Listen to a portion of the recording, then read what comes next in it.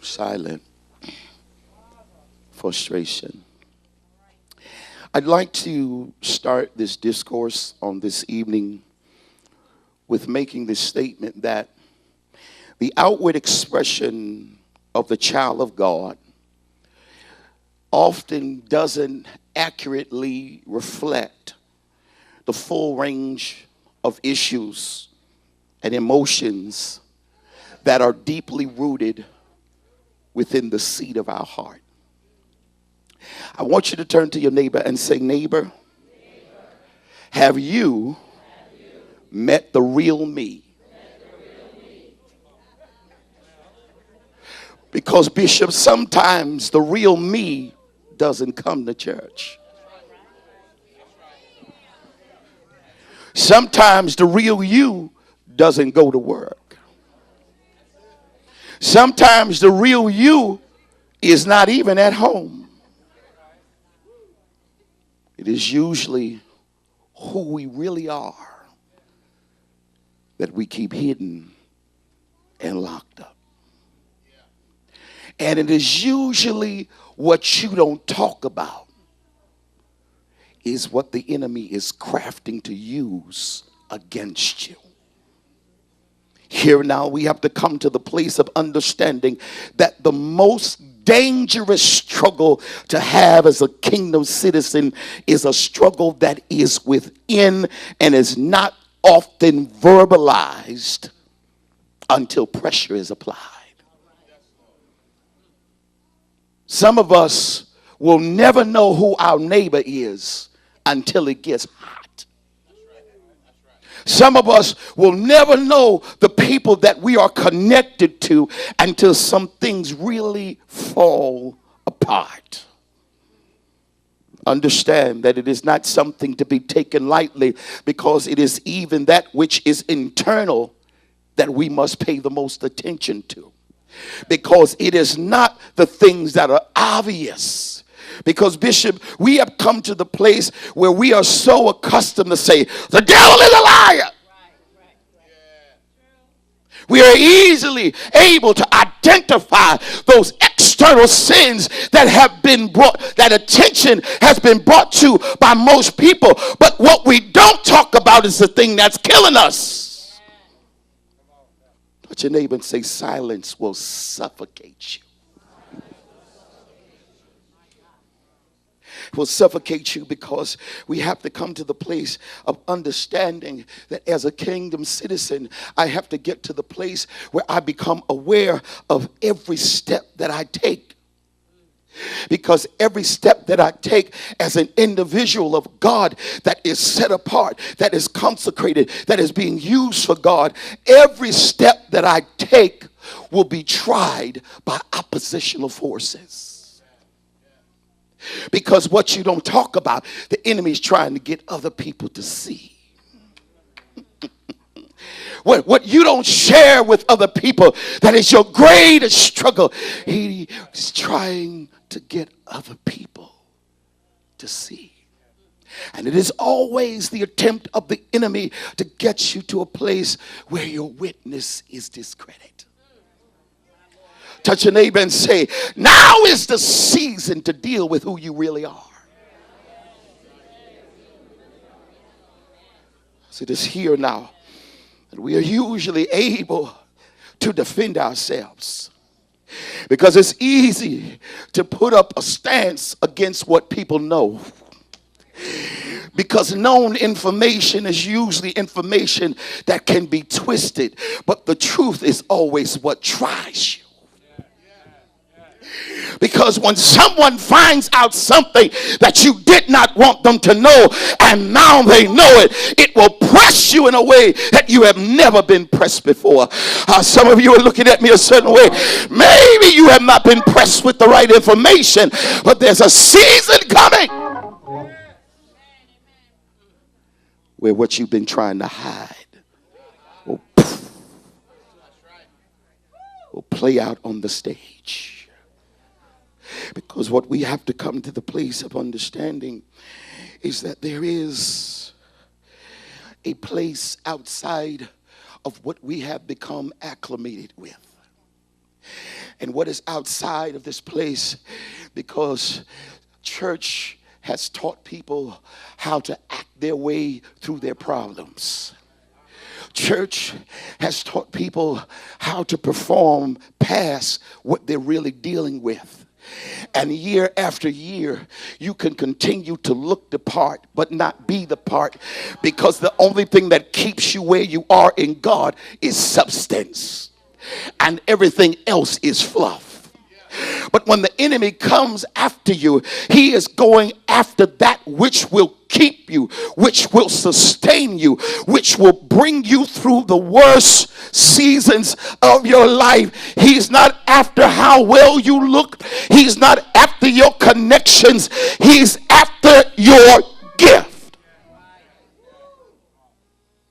Repeat this after me. Every child of God has a gift. And the gift is to edify the body of Christ. And the enemy is after that gift because he's trying to stop you from fulfilling your part.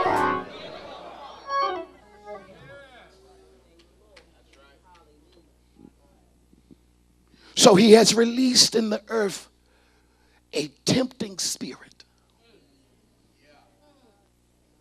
He has released in the earth a tempting spirit that seeks to pull us into a behavior, watch this, that is not a fight, but self-consensual. I'm at a place where I think I'm okay, but I'm not okay because I haven't dealt with who I really am.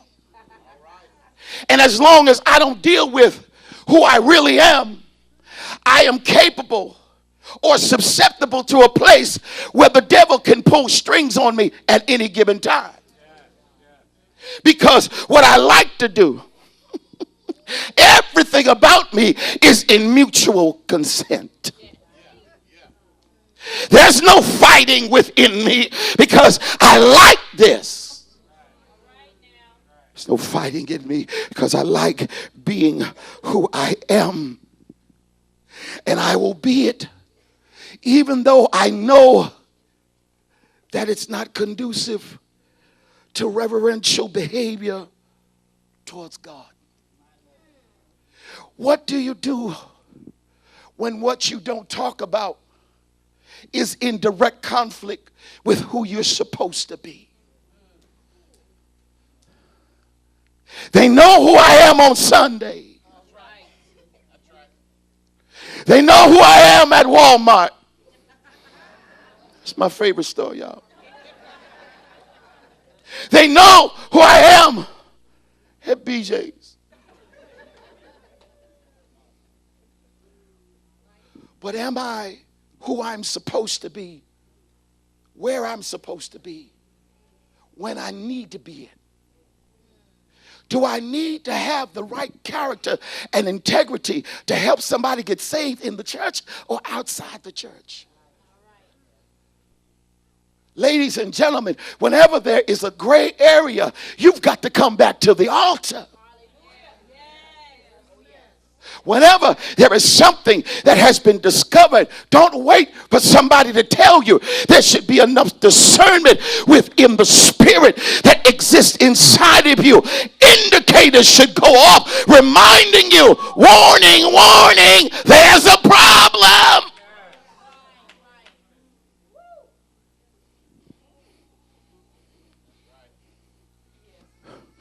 Well, Pastor, well, Bishop, I don't understand because I pray all the time and I'm in Bible study and I come whenever the church doors are open.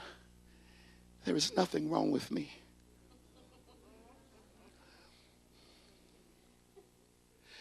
We are usually the last individuals to know that something's wrong with us. And the enemy knows that you are usually the last person to know that something is wrong with you. Why? Because when your gift has been established in the spirit realm, he understands that as long as I can keep you from operating in your gift, I can keep you from becoming who you're destined to be. Why? Because spiritual gifts are not something that's passed over the counter. Spiritual gifts are gifts that are released through supernatural forces. God gives you a supernatural ability to be effective in the earth. This is why you're going through hell. This is why you're fighting the way you're fighting. This is why you struggle the way you struggle, because you're gifted. Touch your neighbor and say, I'm gifted.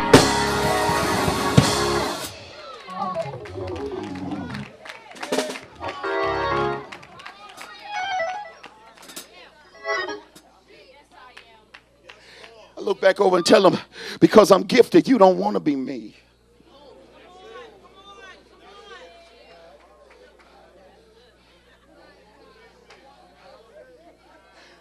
I'm setting it up. I'm setting it up. You don't want to be me.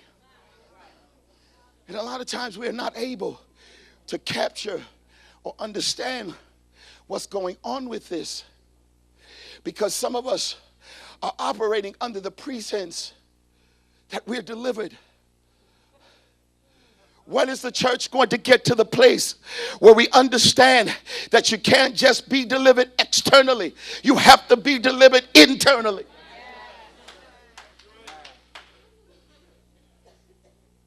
But the enemy knows that as long as you don't deal with what's going on in the inside, he's still got you. Why? Why does he do this? Why can I sing the way I sing and play the way I play and preach and teach and dance and do the things that I do, and everyone just loves me? How do I do this and the Spirit of God not be on me? It is possible to be gifted and still messy. It is gifted. It is possible to still be gifted and have a struggle. Because when I don't deal with the inner me, what actually happens, this behavior that I start functioning in is often invoked because of the debris from my life and issues and circumstances from my past that I have now made seasonal comfort food. I love feeling this way. So whenever pressure comes my way, whenever I am in something, I take a bite. Whenever things don't go the way that I feel they should go, I take a bite. Because I like the way this pity party feels. Tell somebody, the inner me needs help. And I've got to let God help me with what I haven't been talking about. Here, we come to a place of understanding that what we have experienced often returns at certain places in our life to take possession and influence our mind. But these issues that are internal don't start in the mind. It comes from a defected heart. Ask yourself the question tonight, what has happened to me that I can act this way? I won't talk about my behavior because it'll lead me to deal with what's really going on. Bishop, I heard someone say one time that if you really want to know what's going on to somebody, talk to them for 3 minutes. And they'll really tell you what's going on. Because even when you don't want to say what's wrong, it will be identifiable. Because when we don't talk about these things that are trying to take place, it now becomes an ailment that receives broken instructions from our heart. And whenever broken instruction is delivered, it now starts acting as a conduit of encouragement. I'm happy acting like this because my issue told me it was okay. I'm okay doing this because my ailment says that you're fine. Little do we know that it is the ailment that is trying to get us to retreat back to captivity.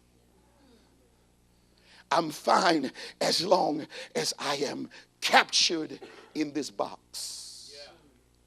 I'm fine as long as I can continue to function in this capacity. I use the word ailment because the interesting thing about ailment is that an ailment is persistent. And the enemy will always be persistent with gifted people. He will always poke and poke and poke until he believes he's got you right where he wants you.